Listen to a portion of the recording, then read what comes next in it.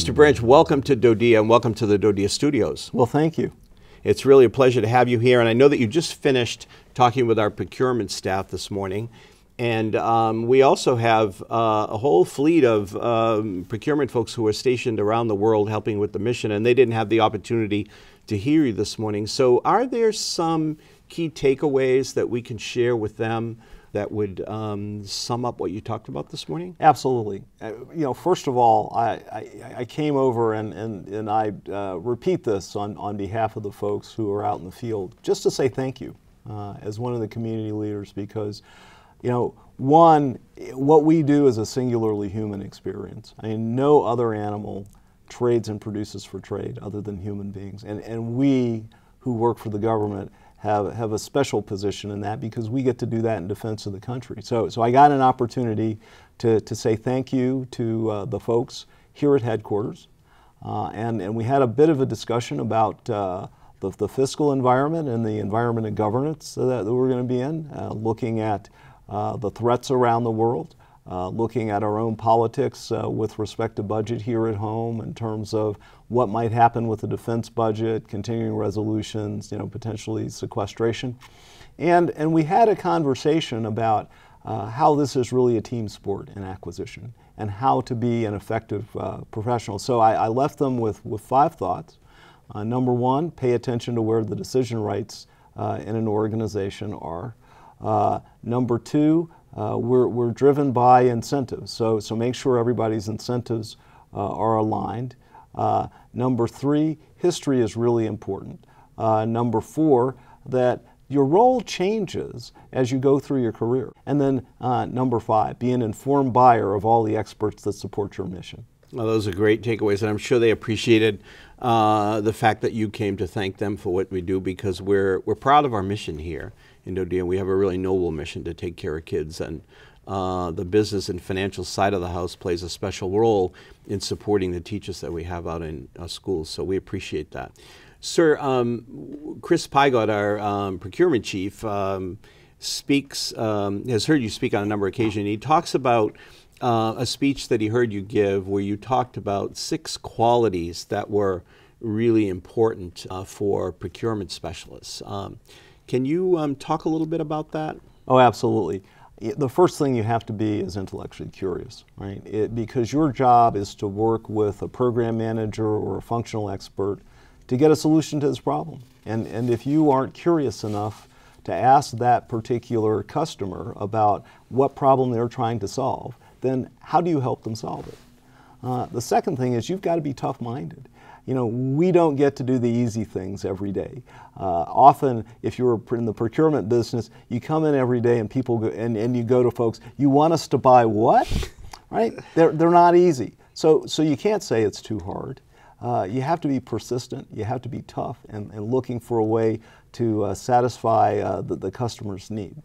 You've got to be a critical thinker, right? We talked about the role of contracts in any kind of an economic system. And contracts really only do 3 things. Number 1, they define the roles and responsibilities of both parties in the undertaking. Number 2, they really define the rewards and punishment. So what happens to me on the good side if I actually do what the contract asked me to do, and what happens if I fail to do what the contract asked me to do.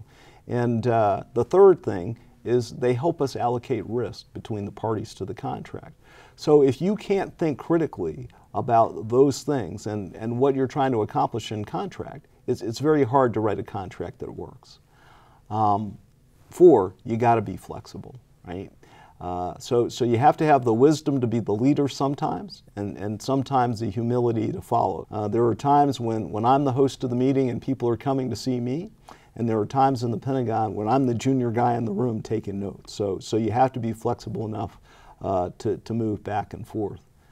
5th, you have to have a bias for completion. I mean, getting 80% of the job done doesn't help anybody. And then lastly, you have to have an imagination, because how can you conceive of a solution to solve a problem unless you can imagine what that looks like? Absolute great advice. And it sounds a lot like what we focus on in our classroom with kids today, because those are the skills that are going to help them in the workforce tomorrow. Sir, you've been a federal employee and a leader in the senior executive service for a long time now. What is it that gets you out of bed every morning and out to work to help with this mission? You know, I've been blessed. I've spent most of my federal career, all of my federal career actually, with the Department of the Navy, most of my professional career. And I had a unique opportunity in my first SES job. My first SES job was at the Naval Sea Systems Command, where I was the Director of Shipbuilding Contracts. And I got an opportunity to walk every ship under construction. And I love machinery and technology. I just think it's great. But you know what impressed me? What impressed me was the young sailors aboard those ships. And I was a young father at that time. My oldest was about 8, and I had a 5-year-old and a 2-year-old. And what I understood about those young sailors and Marines is that they volunteered to do these very, very demanding and sometimes dangerous jobs to give my kids an opportunity to pursue the American dream. And you know, that energized me, and that's what gets me out of bed every morning to come in support of the mission. Sir, I mean, the world is changing, and certainly the number of years that you've been in government, you've seen that change as well. What do you see on the horizon in terms of changes and challenges that are coming for the procurement world, for our people who are listening and watching today? Well, I think there are two major trends, and I think it's important to note that, you know, throughout the history of the Republic, we've worked off of a commercial industrial base until between the First and Second World Wars. I mean, this military industrial complex that Dwight Eisenhower talked about is really an anomaly in our history. So as the investment dollars and technologies and advancements flow back into the private sector, we're going back to the model of living off the economy to perform the mission of national security. So I see two trends that are very important in the future of contracting professionals. One is the acquisition of commercial goods and services. We're really going to have to understand our markets and how we do that well. The second is the procurement of services and solutions, because you can look at many of the things we buy. We're not buying them as goods or services anymore. We're buying them as integrated sets of solutions.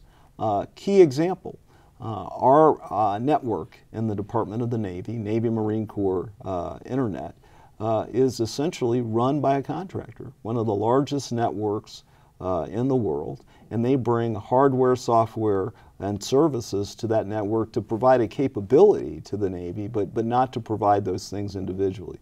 And I think we're going to see more of that as technology continues to advance, and contracting professionals have to be savvy about how to buy those things.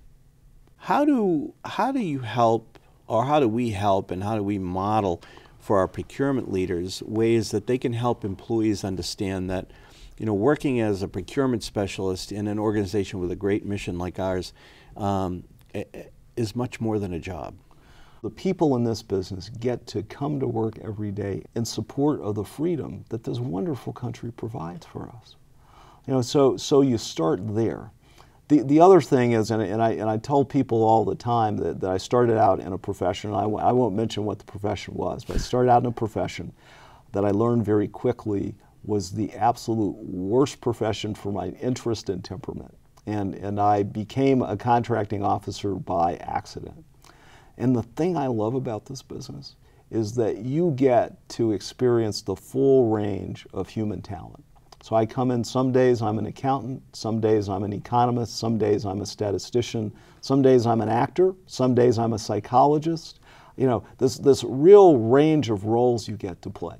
So not only do you get to do a job that makes a difference while earning a living to feed your family, but you get to do it with such a great range of experiences and a great range of people. You know, I tell people all the time, if you've got these three things, you've got the perfect job. If you love the work, if you love the people you work for, and you love the people you work with. You know, so to be able to come and do this mission in community with other like-minded people is a privilege that I pinch myself every day because I got it. You represent the very best in contracting in the government, and I imagine the people that will watch this today will feel the same. So thank you so much for your long service to the government and for what you do to support us in our job as well. Well, thank you for having me. It's a Appreciate pleasure. it. Thank you.